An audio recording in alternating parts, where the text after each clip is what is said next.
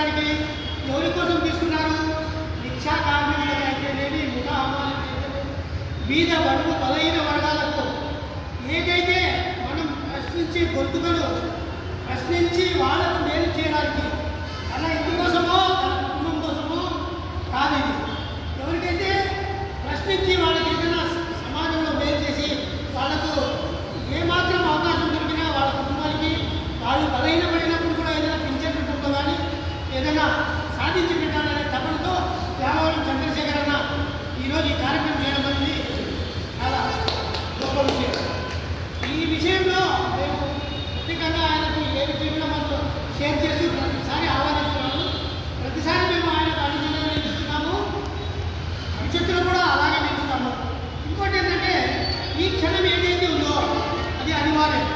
ఈ క్షణం ఏదైతే ఉందో మనము గతాన్ని వదిలి ఈరోజు మార్చుకుంటూ ఆరోగ్యాన్ని బాగు చేసుకుంటూ ఆరోగ్యకరమైన జీవితాలలో రేపటి కోసం మనం ఏం సాధించాలంటే ముందు ఆరోగ్యం.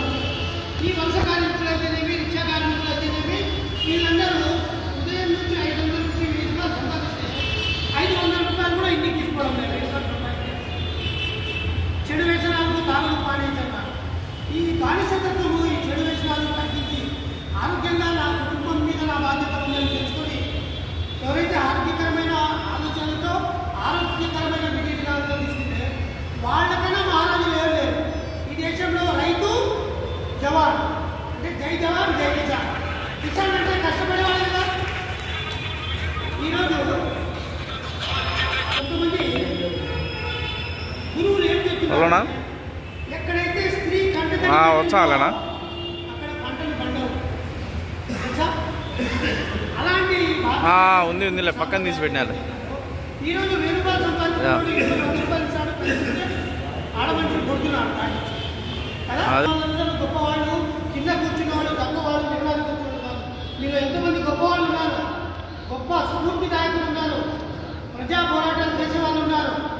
అయితే ఆరోగ్యకరమైన విధానంలో సత్యవంతంగా ధర్మవంతంగా ఎప్పుడైతే మనం పోరాటం చేస్తామో ప్రతిదీ కూడా సాధించగలం. ఈరోజు ఈ పోరాటంలో స్ఫూర్తి ఇచ్చిన నాకు ఎవరైతే ఉన్నారో దశాదిశ వీరన్న గారు, యామవరం చంద్రశేఖర్ గారు, మన ఎల్లయ్య గారు, ఈ స్ఫూర్తితోనో ఈ మాట నేను నాకు చెప్పగలుగుతున్నాను. నాకు గురువులు మీరే. అందరికీ ధన్యవాదాలు. ఈ అవకాశం ఇచ్చిన వాళ్ళకి ధన్యవాదాలు.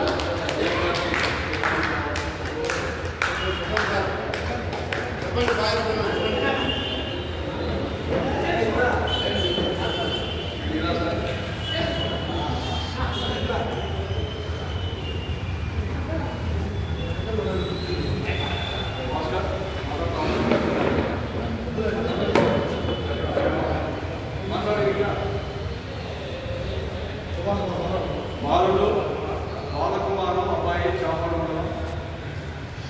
దాదాపు ఏ సంఘం ఏ పార్టీ పిలుచుకారుందా వాళ్ళకు అన్ని విధాలుగా సహకారాలు అందించే విధంగా ఉంటుంటాడు అబ్బాయి. అంటే ఈ 10 మంది 20-30 మందిలో ఈ ఔత్సాహికంగా ఉండే యువత మాట్లాడేది నేర్చుకోవాలి. ఫస్ట్ బాగా గుర్తుపెట్టుకోవాలి. ఈ విషయాలు ఎందుకు తెలియజేస్తానంటే పోలీస్ స్టేషన్ లేకపోతే బయట చెప్పులు వదిలి పోలీస్ స్టేషన్ లేకపోతారు, ఎంఆర్ఓ ఆఫీస్ లేకపోతే బయట చెప్పులు వదిలి ఎంఆర్ఓ ఆఫీస్ లేకపోతారు, ఎండిఓ ఆఫీస్ లేకపోతే బయట చెప్పులు వదిలి ఎండిఓ ఆఫీస్ లేకపోతారు. నాయకుడు ఒక జిల్లా కలెక్టర్ లెక్క, ఒక నాయకుడు ఒక జగన్మోహన్ రెడ్డి, ఒక సీఎం చంద్రబాబు నాయుడు లెక్క, ఆ మండల నాయకుడు కావచ్చు, జిల్లా నాయకుడు కావచ్చు, ఎవరైనా కావచ్చు, ఎక్కడ కూడా జీవోలు లేవు. ఆఫీసు దగ్గర బయట చెప్పులు వదిలి లోపలికి రావాలని ఈ రాష్ట్రంలో దేశంలో జీవోలు ఎక్కడ కూడా పాస్ చేయలే ఎవడు కూడా. భారత రాజ్యాంగం ఏమంటుంది, దర్బారుగా దర్జాగా లోపలికి పోయి మాట్లాడు అధికారంలో అంటుంది. కానీ మనము ఈ ముందే ఇక్కడ భయపడి లోపలికి పోతాం. ఆ భయం అనేది ఎక్కడ కూడా ఉండకూడదు. బాగా గుర్తుపెట్టుకోండి.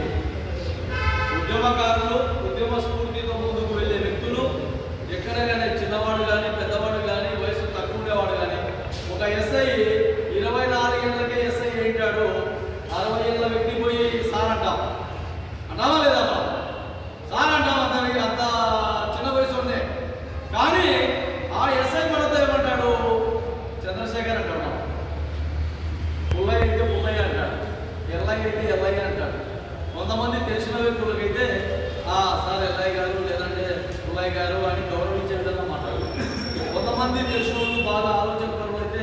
సార్ అని